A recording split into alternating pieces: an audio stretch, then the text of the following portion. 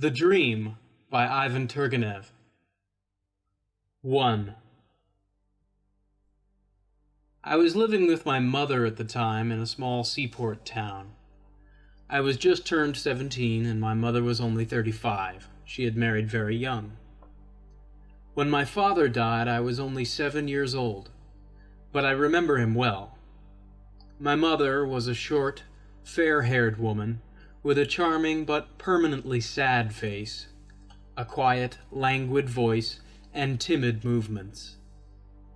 In her youth she had borne the reputation of a beauty, and as long as she lived she remained attractive and pretty.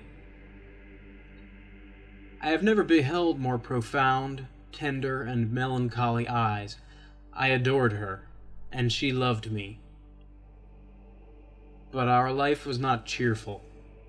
It seemed as though some mysterious, incurable, and undeserved sorrow were constantly sapping the root of her existence. This sorrow could not be explained by grief for my father alone, great as that was, passionately as my mother had loved him, sacredly as she cherished his memory. No, there was something else hidden there which I did not understand, but which I felt confusedly and strongly as soon as I looked at those quiet, impassive eyes, at those very beautiful but also impassive lips, which were not bitterly compressed, but seemed to have congealed for good and all. I have said that my mother loved me, but there were moments when she spurned me, when my presence was burdensome, intolerable to her. At such times she felt, as it were, an involuntary aversion for me, and was terrified afterward, reproaching herself with tears and clasping me to her heart. I attributed these momentary fits of hostility to her shattered health, to her unhappiness.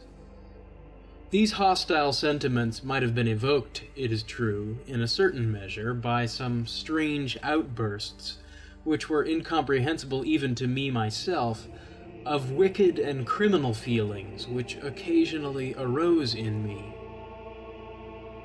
But these outbursts did not coincide with the moments of repulsion. My mother constantly wore black, as though she were in mourning. We lived in a rather grand scale, although we associated with no one.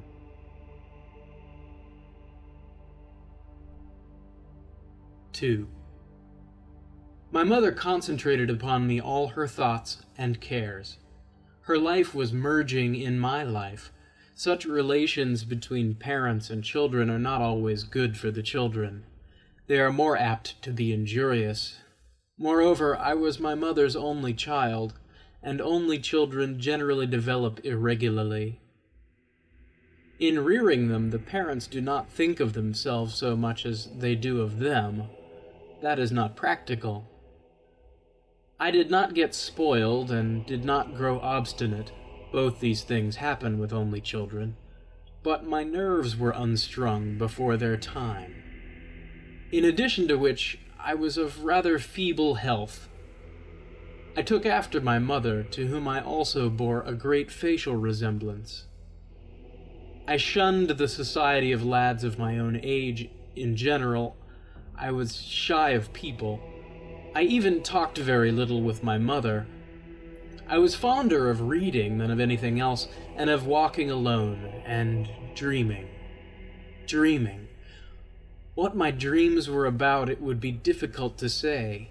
It sometimes seemed to me as though I were standing before a half-opened door behind which were concealed hidden secrets, standing and waiting, and swooning with longing, yet not crossing the threshold, and always meditating as to what there was yonder ahead of me, and always waiting and longing, or falling into slumber. If the poetic vein had throbbed in me, I should, in all probability, have taken to writing verses. If I had left an inclination to religious devoutness, I might have become a monk. But there was nothing of the sort about me, and I continued to dream, and to wait.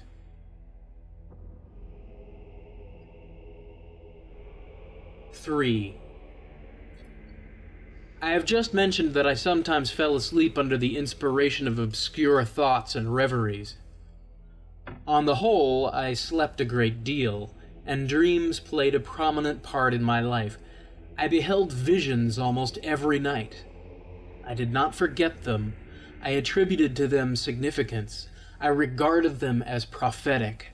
I strove to divine their secret import.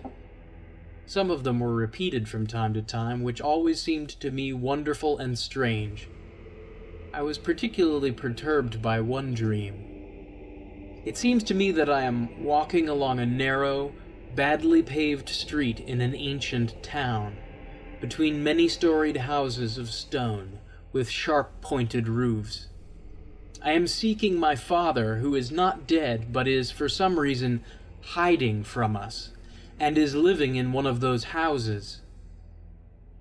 And so I enter a low, dark gate, traverse a long courtyard, encumbered with beams and planks, and finally make my way into a small chamber with 2 circular windows. In the middle of the room stands my father, clad in a dressing gown and smoking a pipe. He does not in the least resemble my real father. He is tall, thin, black-haired. He has a hooked nose, surly, piercing eyes. In appearance, he is about 40 years of age. He is displeased because I have hunted him up, and I also am not in the least delighted at the meeting, and I stand still, in perplexity. He turns away slightly, begins to mutter something and to pace to and fro with short steps. Then he retreats a little, without ceasing to mutter, and keeps constantly casting glances behind him, over his shoulder. The room widens out and vanishes in a fog. I suddenly grow terrified at the thought that I am losing my father again. I rush after him, but I no longer see him and can only hear his angry, bear-like growl. My heart sinks within me. I wake up, and for a long time cannot get to sleep again. All the following day, I think about that dream and, of course, am unable to arrive at any conclusion. 4. The month of June had come. The town in which my mother and I lived became remarkably animated at that season. A multitude of vessels arrived at the wharves. A multitude of new faces presented themselves on the streets. I loved at such times to stroll along the quay, past the coffee houses and inns, to scan the varied faces of the sailors and other people who sat under the canvas awnings, at little white tables with pewter tankards filled with beer.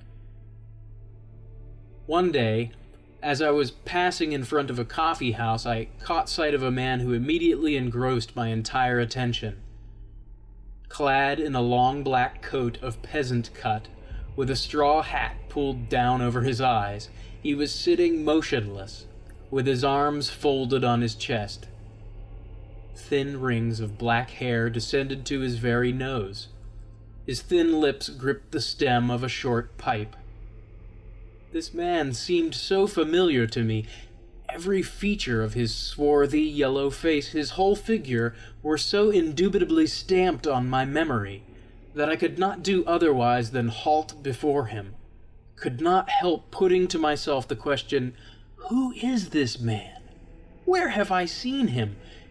He probably felt my intent stare, for he turned his black, piercing eyes upon me. I involuntarily uttered a cry of surprise. This man was the father whom I had sought out, whom I had beheld in my dream.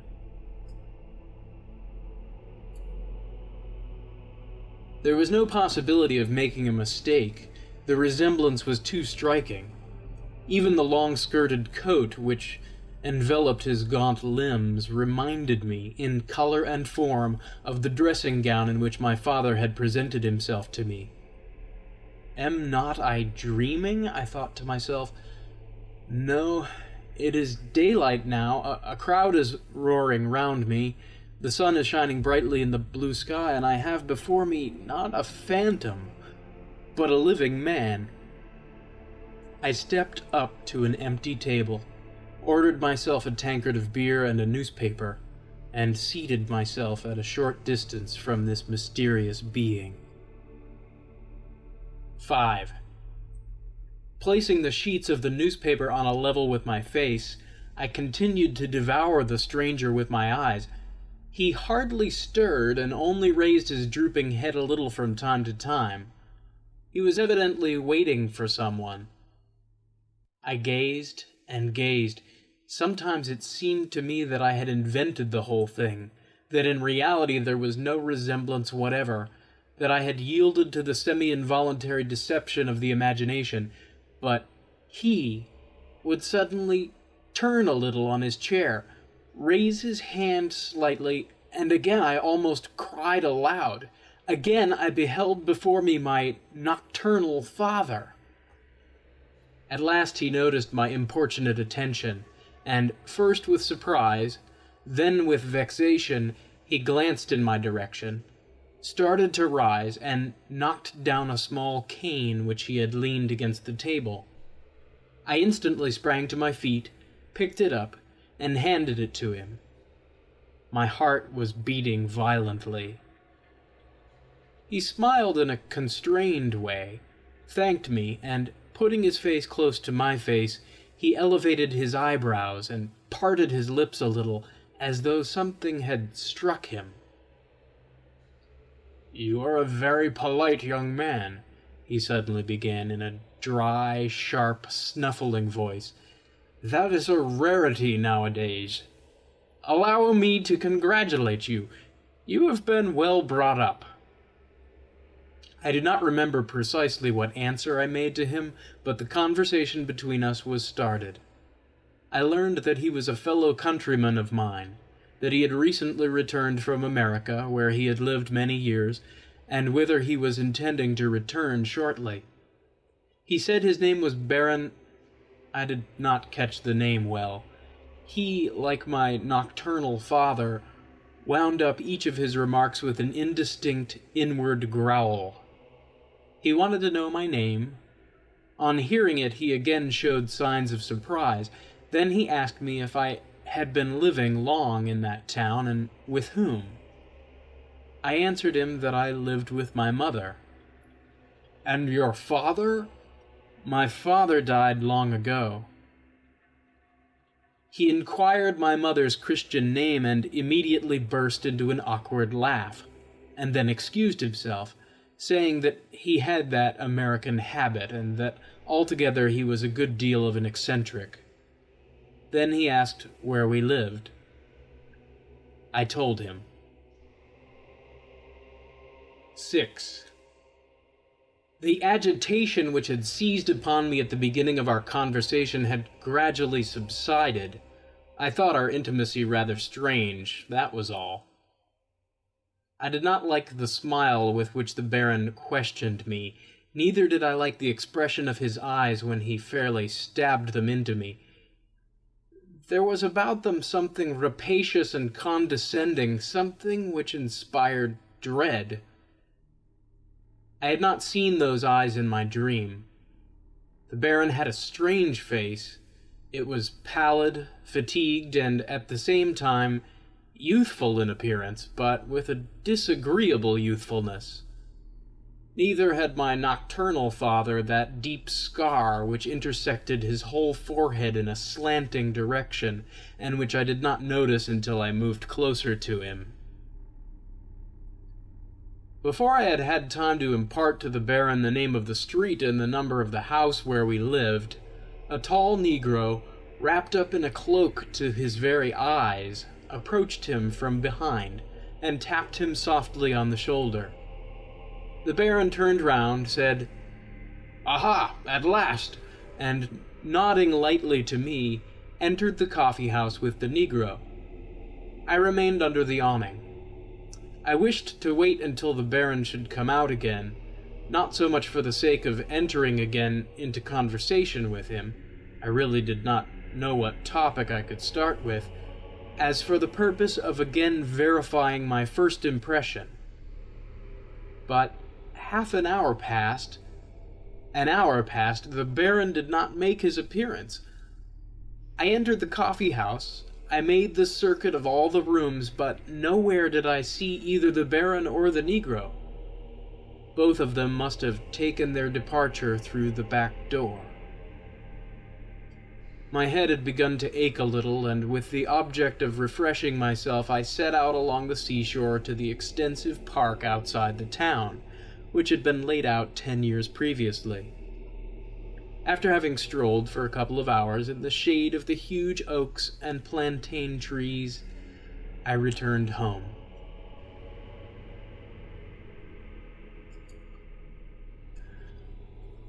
"7. Our maidservant flew to meet me, all tremulous with agitation, as soon as I made my appearance in the anteroom. I immediately divined from the expression of her face that something unpleasant had occurred in our house during my absence, and in fact I learned that half an hour before a frightful shriek had rung out from my mother's bedroom. When the maid rushed in, she found her on the floor in a swoon which lasted for several minutes. My mother had recovered consciousness at last, but had been obliged to go to bed and wore a strange, frightened aspect. She had not uttered a word. She had not replied to questions. She had done nothing but glance around her and tremble. The servant had sent the gardener for a doctor. The doctor had come and had prescribed a soothing potions, but my mother had refused to say anything to him either. The gardener asserted that a few moments after the shriek had rung out from my mother's room, he had seen a strange man run hastily across the flower pots of the garden to the street gate. We lived in a one-story house whose windows looked out upon a fairly large garden. The gardener had not been able to get a good look at the man's face, but the latter was gaunt, and wore a straw hat and a long-skirted coat. The Baron's costume immediately flashed into my head. The gardener had been unable to overtake him. Moreover, he had been summoned without delay to the house and dispatched for the doctor. I went to my mother's room. She was lying in bed, whiter than the pillow on which her head rested. At sight of me, she smiled faintly and put out her hand to me. I sat down by her side and began to question her. At first, she persistently parried my questions, but at last she confessed that she had seen something which had frightened her greatly. "Did someone enter here?" I asked. "No," she answered hastily. "No one entered, but it seemed to me, I thought I saw a vision." She ceased speaking and covered her eyes with her hand. I was on the point of communicating to her what I had heard from the gardener, and my meeting with the Baron also, by the way, but for some reason or other, the words died on my lips. Nevertheless, I did bring myself to remark to my mother that visions do not manifest themselves in the daylight. "Stop," she whispered. "Please stop. Do not torture me now. Some day thou shalt know." Again she relapsed into silence. Her hands were cold and her pulse beat fast and unevenly. I gave her a dose of medicine and stepped a little to one side in order not to disturb her. She did not rise all day. She lay motionless and quiet, only sighing deeply from time to time and opening her eyes in timorous fashion. Everyone in the house was perplexed.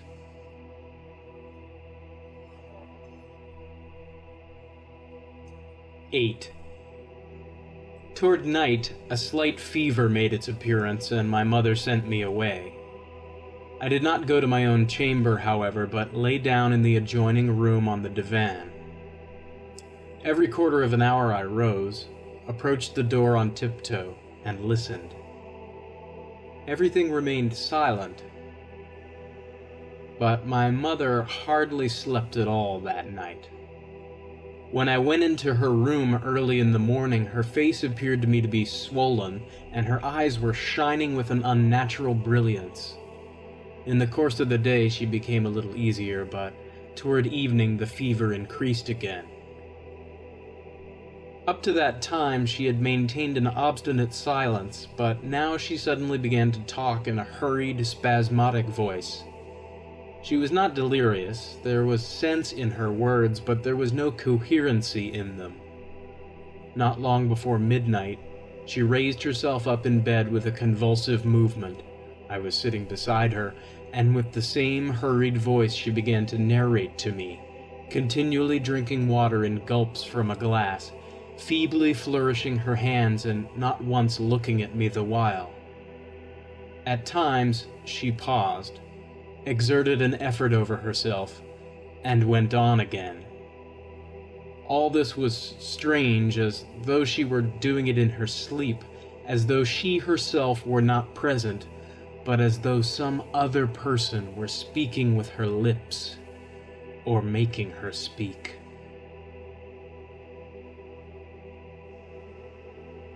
"9. Listen to what I have to tell thee," she began. "Thou art no longer a young boy.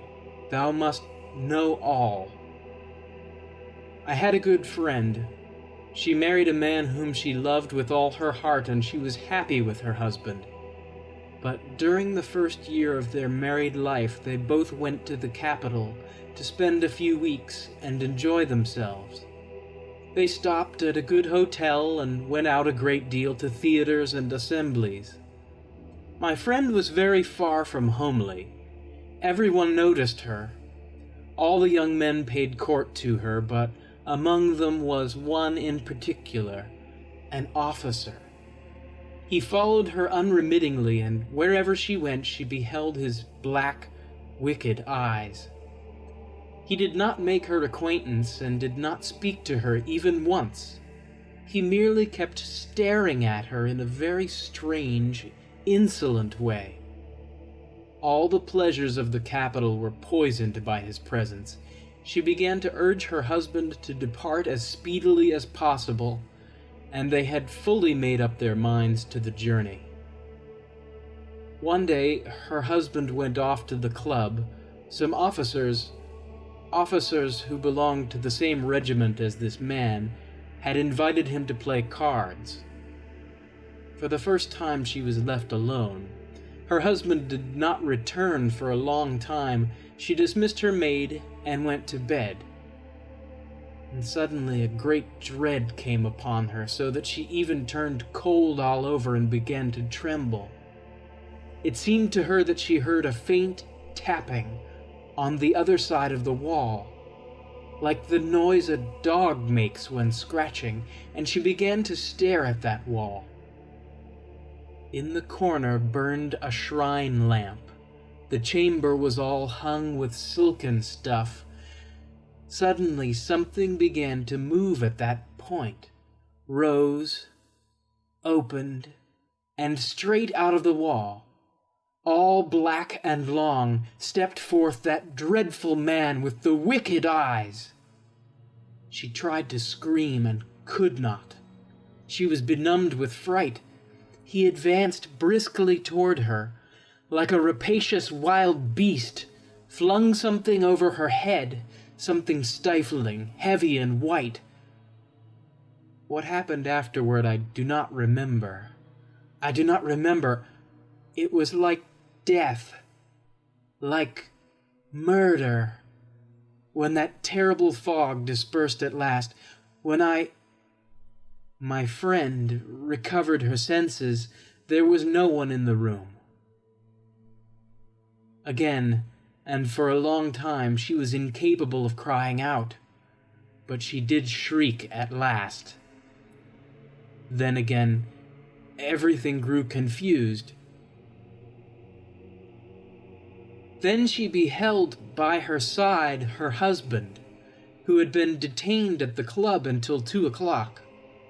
His face was distorted beyond recognition. He began to question her, but she said nothing. Then she fell ill. But I remember that when she was left alone in the room, she examined that place in the wall. Under the silken hangings there proved to be a secret door, and her wedding ring had disappeared from her hand. This ring was an unusual shape. Upon it, several tiny golden stars alternated with 7 tiny silver stars. It was an ancient family heirloom. Her husband asked her what had become of her ring. She could make no reply. Her husband thought that she had dropped it somewhere, hunted everywhere for it, but nowhere could he find it. Gloom descended upon him. He decided to return home as speedily as possible, and as soon as the doctor permitted, they quitted the capital. But imagine, on the very day of their departure, they suddenly encountered, on the street, a litter. In that litter lay a man who had just been killed, with a cleft skull, and just imagine that man was that same dreadful nocturnal visitor with the wicked eyes. He had been killed over a game of cards. Then my friend went away to the country and became a mother for the first time, and lived several years with her husband. He never learned anything about that matter, and what could she say? She herself knew nothing. But her former happiness had vanished. Darkness had invaded their life, and that darkness was never dispelled. They had no other children either before or after. But that son... My mother began to tremble all over and covered her face with her hands. "But tell me now," she went on with redoubled force, "whether my friend was in any way to blame. With what could she reproach herself? She was punished, but had not she the right to declare in the presence of God himself that the punishment which overtook her was unjust?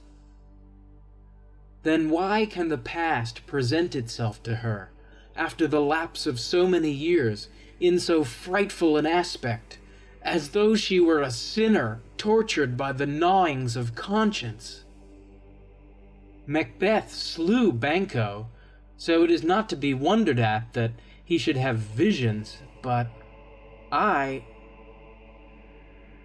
my mother's speech became so entangled and confused that I ceased to understand her. I no longer had any doubt that she was raving in delirium. 10. Anyone can easily understand what a shattering effect my mother's narration produced upon me.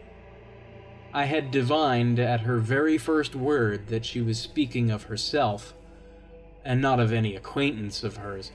Her slip of the tongue only confirmed me in my surmise. So it really was my father whom I had sought out in my dream, whom I had beheld when wide awake. He had not been killed, as my mother had supposed, but merely wounded, and he had come to her, and had fled, affrighted by her fright. Everything suddenly became clear to me. The feeling of involuntary repugnance for me which sometimes awoke in my mother, and her constant sadness, and our isolated life. I remember that my head reeled, and I clutched at it with both hands as though desirous of holding it firmly in its place. But one thought had become riveted in it like a nail. I made up my mind, without fail, at any cost, to find that man again. Why? With what object?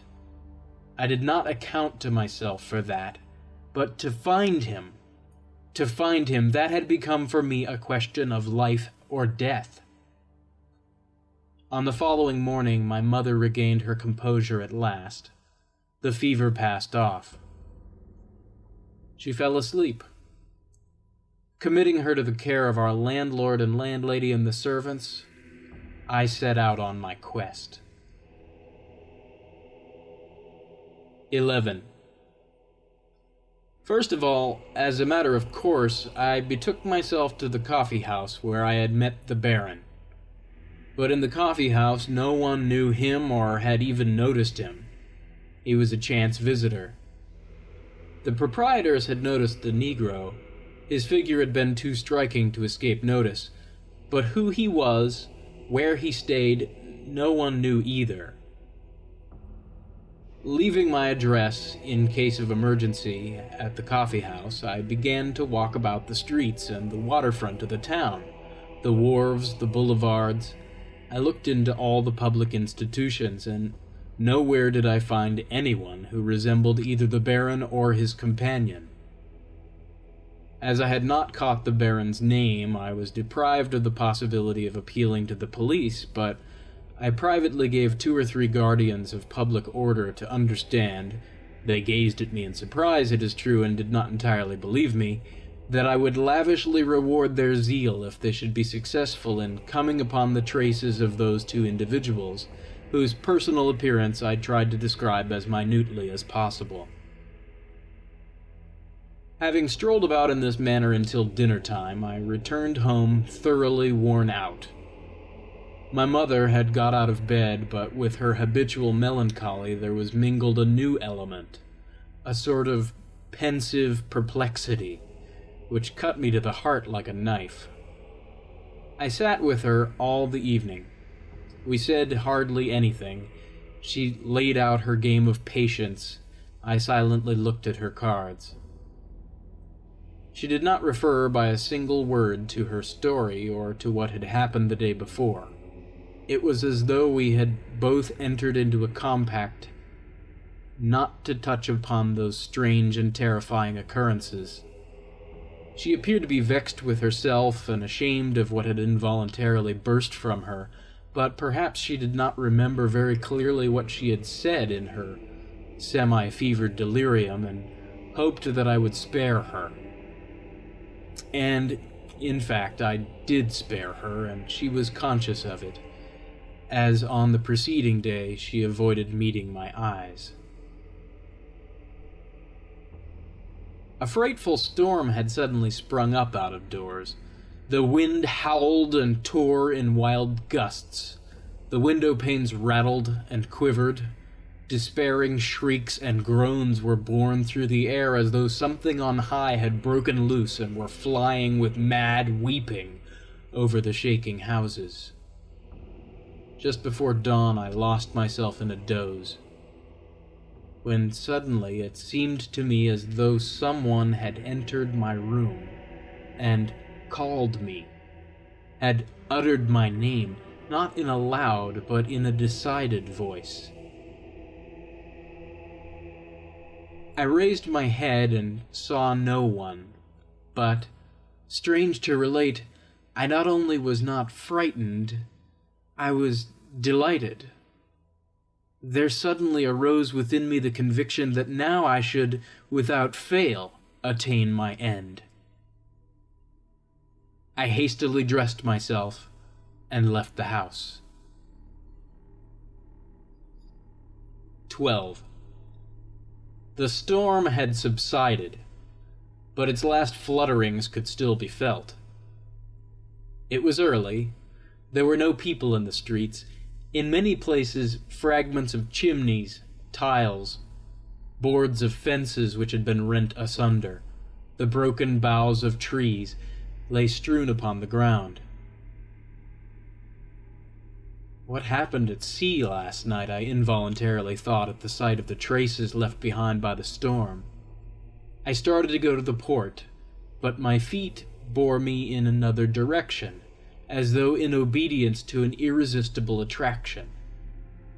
Before 10 minutes had passed, I found myself in a quarter of the town which I had never yet visited. I was walking, not fast, but without stopping, step by step, with a strange sensation at my heart. I was expecting something remarkable, impossible, and at the same time I was convinced that that impossible thing would come to pass. 13. And lo, it came to pass that remarkable, that unexpected thing. 20 paces in front of me I suddenly beheld that same Negro who had spoken to the Baron in my presence at the coffee house. Enveloped in the same cloak which I had then noticed on him, he seemed to have popped up out of the earth, and with his back turned toward me, was walking with brisk strides along the narrow sidewalk of the crooked alley. I immediately dashed in pursuit of him, but he redoubled his gait, although he did not glance behind him, and suddenly made an abrupt turn around the corner of a projecting house. I rushed to that corner and turned it as quickly as the Negro had done. Marvelous to relate, before me stretched a long, narrow, and perfectly empty street. The morning mist filled it with its dim, leaden light, but my gaze penetrated to its very extremity. I could count all its buildings, and not a single living being was anywhere astir. The tall Negro in the cloak had vanished as suddenly as he had appeared. I was amazed, but only for a moment. Another feeling immediately took possession of me. That street which stretched out before my eyes, all dumb and dead as it were, I recognized it. It was the street of my dream. I trembled and shivered, the morning was so chilly, and instantly, without the slightest wavering, with a certain terror of confidence, I went onward. I began to seek with my eyes. Yes, there it is, yonder on the right, with a corner projecting on the sidewalk. Yonder is the house of my dream. Yonder is the ancient gate with the stone scrolls on each side. The house is not circular, it is true, but square.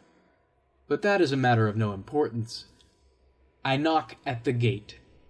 I knock once, twice, thrice, ever more and more loudly.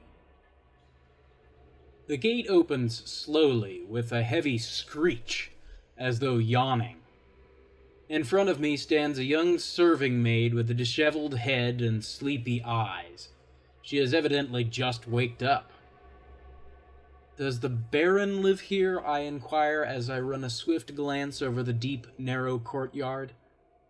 It is there. It is all there. There are the planks which I had seen in my dream. "No," the maid answers me. "the Baron does not live here." "What dost thou mean by that? It is impossible." "He is not here now. He went away yesterday." "Whither?" "To America." "To America?" I involuntarily repeated. "But is he coming back?" The maid looked suspiciously at me. "I don't know. Perhaps he will not come back at all." "But has he been living here long?" "No, not long. About a week. Now he is not here at all." "But what was the family name of that Baron?" The maidservant stared at me. "Don't you know his name? We simply call him the Baron. Hey there, Pieter," she cried. Perceiving that I was pushing my way in, "come hither. Some stranger or other is asking all sorts of questions." from the house there presented itself the shambling figure of a robust laborer. "What's the matter? What's wanted?" he inquired in a hoarse voice, and having listened to me with a surly mien, he repeated what the maidservant had said. "But who does live here?" I said. "Our master." "And who is he?" "A carpenter. They are all carpenters on this street." "Can he be seen?" "Impossible now. He's asleep." "And cannot I go into the house?" "No, go on your way." "Well, and can I see your master a little later?" Why not? Certainly. He can always be seen. That's his business as a dealer. Only go your way now. See how early it is? Well, and how about that Negro? I suddenly asked. The laborer stared in amazement, first at me, then at the maidservant. What Negro? He said at last. Go away, sir. You can come back later. Talk with the master. I went out into the street. The gate was instantly banged behind me heavily and sharply, without squeaking this time. I took good note of the street and house and went away, but not home. I felt something in the nature of disenchantment.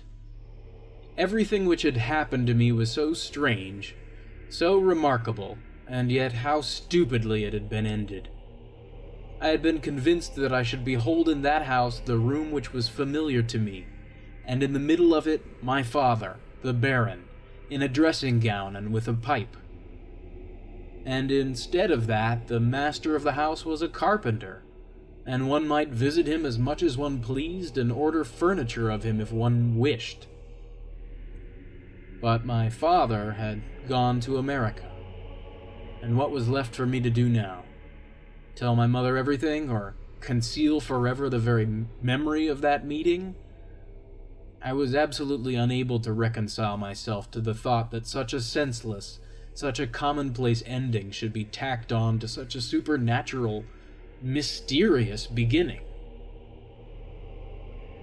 I did not wish to return home, and walked straight ahead, following my nose, out of the town.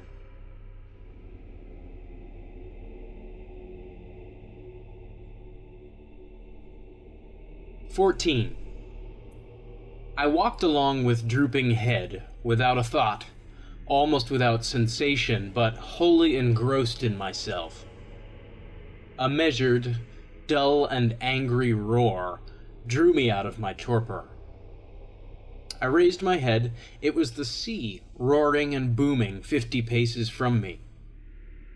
Greatly agitated by the nocturnal storm, the sea was a mass of white caps to the very horizon, and steep crests of long breakers were rolling in regularly and breaking on the flat shore. I approached it, and walked along the very line left by the ebb and flow on the yellow-ribbed sand, strewn with fragments of trailing sea-wrack, bits of shells, serpent-like ribbons of eel-grass.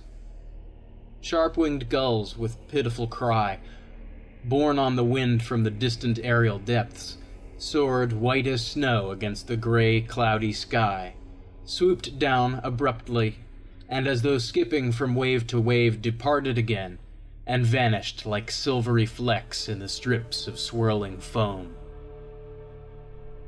Some of them, I noticed, circled persistently around a large, isolated boulder which rose aloft in the midst of the monotonous expanse of sandy shores.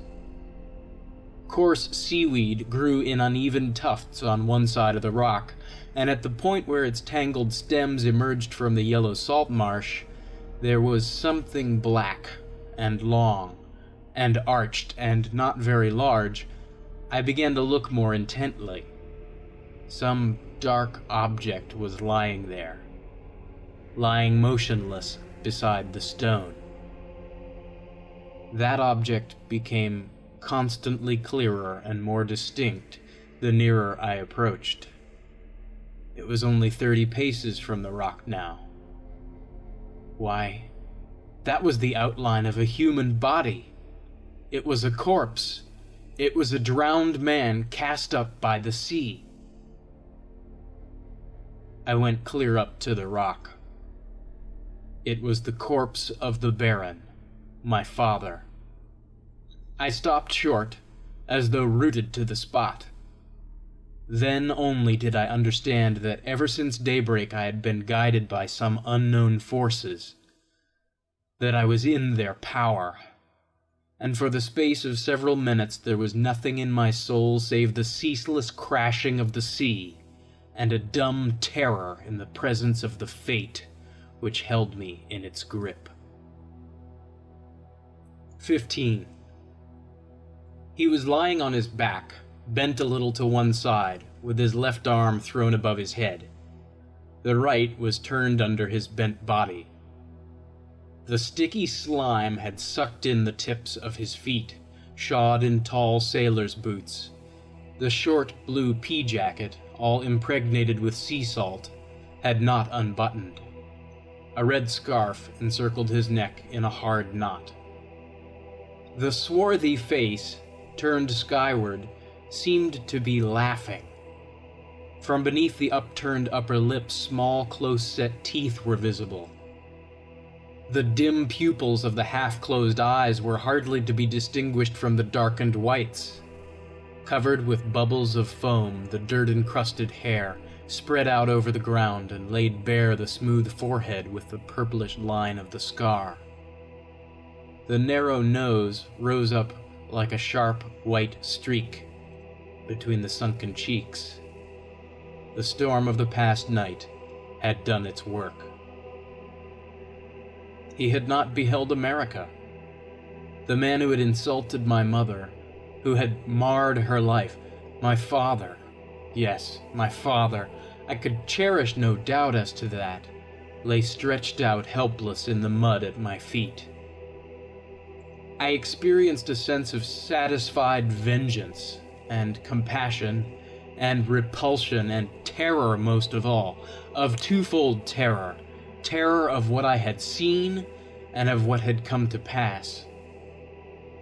That evil, that criminal element of which I have already spoken, those incomprehensible spasms rose up within me, stifled me. Aha, I thought to myself, so that is why I am what I am. That is where blood tells. I stood beside the corpse and gazed and waited to see whether those dead pupils would not stir, whether those benumbed lips would not quiver. No, everything was motionless. The very seaweed, among which the surf had cast him, seemed to have congealed. Even the gulls had flown away. There was not a fragment anywhere, not a plank or any broken rigging. There was emptiness everywhere. Only he and I and the foaming sea in the distance. I cast a glance behind me. The same emptiness was there. A chain of hillocks on the horizon. That was all. I dreaded to leave that unfortunate man in that loneliness, in the ooze of the shore, to be devoured by fishes and birds. An inward voice told me that I ought to hunt up some men and call them thither, if not to aid, that was out of the question, at least for the purpose of laying him out, of burying him beneath an inhabited roof. But indescribable terror suddenly took possession of me. It seemed to me as though that dead man knew that I had come thither, that he himself had arranged that last meeting. It even seemed as though I could hear that dull, familiar muttering. I ran off to one side, looked behind me once more. Something shining caught my eye. It brought me to a standstill. It was a golden hoop on the outstretched hand of the corpse. I recognized my mother's wedding ring. I remember how I forced myself to return, to go close, to bend down. I remember the sticky touch of the cold fingers. I remember how I panted and puckered up my eyes and gnashed my teeth as I tugged persistently at the ring.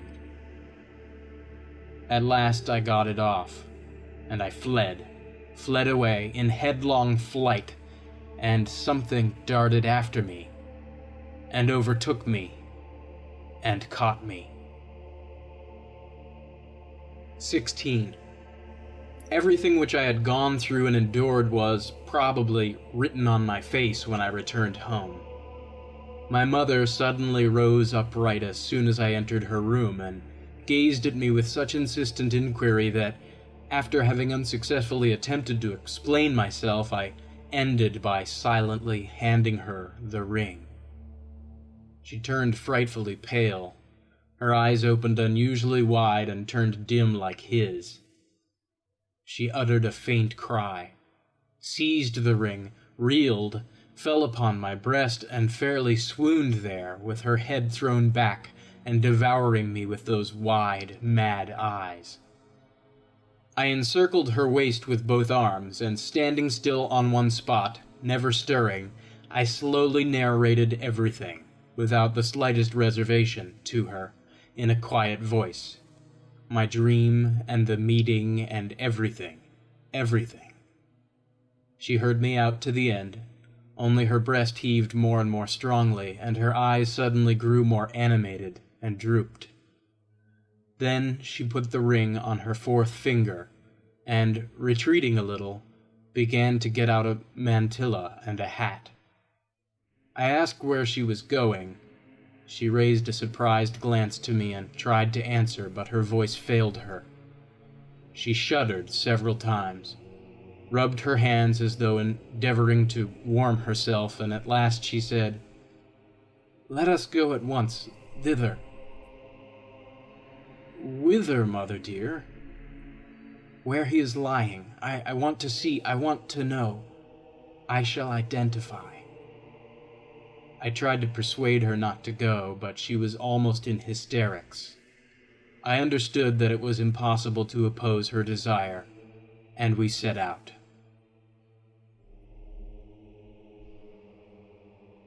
"17. And lo, again I am walking over the sand of the dunes, but I am no longer alone. I am walking arm in arm with my mother. The sea has retreated, has gone still further away. It is quieting down, but even its diminished roar is menacing and ominous.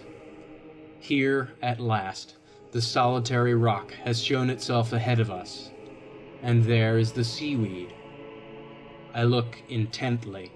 I strive to distinguish that rounded object lying on the ground, but I see nothing. We approach closer. I involuntarily retard my steps.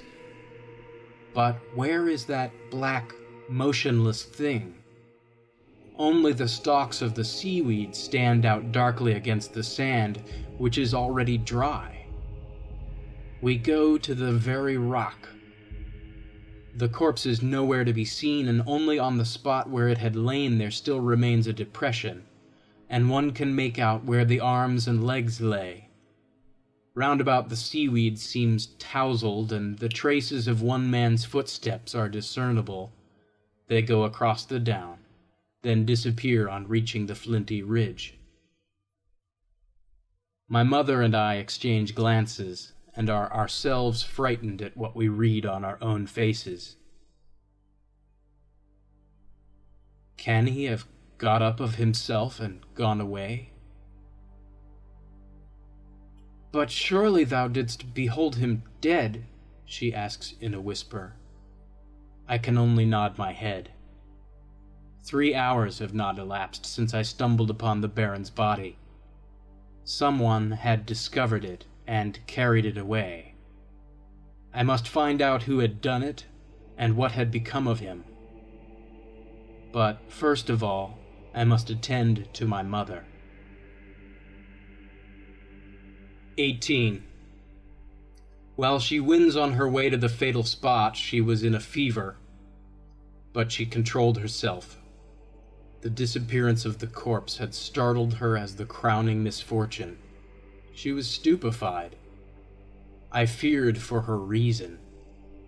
With great difficulty, I got her home. I put her to bed again. Again I called the doctor for her, but as soon as my mother partly recovered her senses, she at once demanded that I should instantly set out in search of that man. I obeyed, but despite all possible measures, I discovered nothing. I went several times to the police office. I visited all the villages in the neighborhood. I inserted several advertisements in the newspapers. I made inquiries in every direction, all in vain.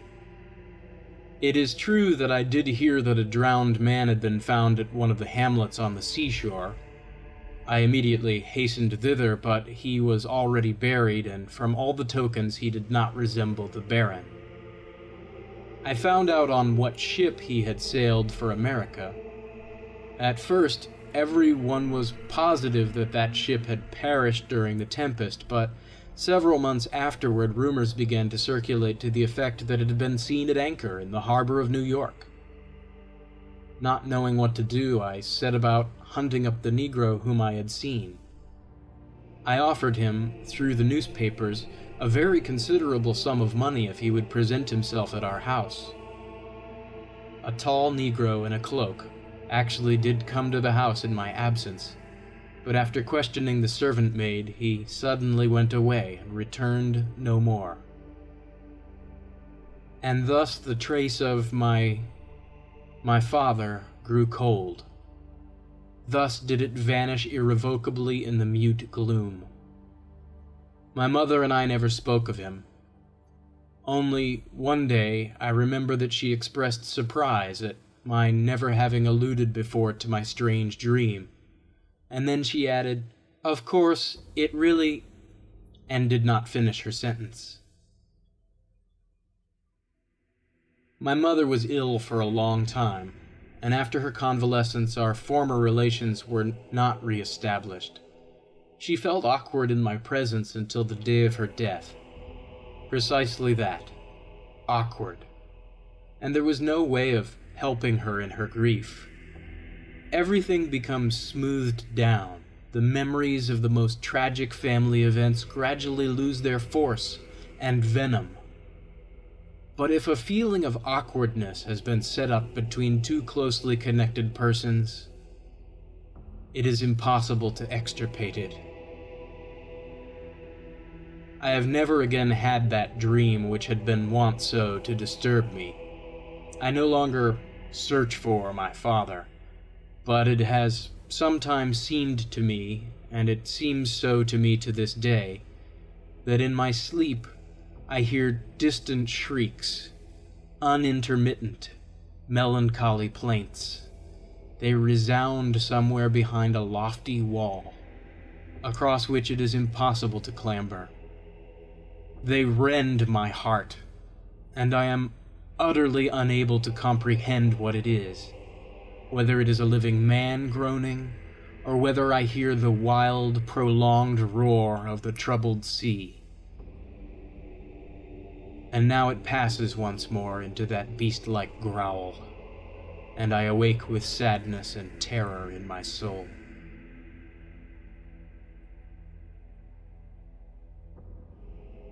And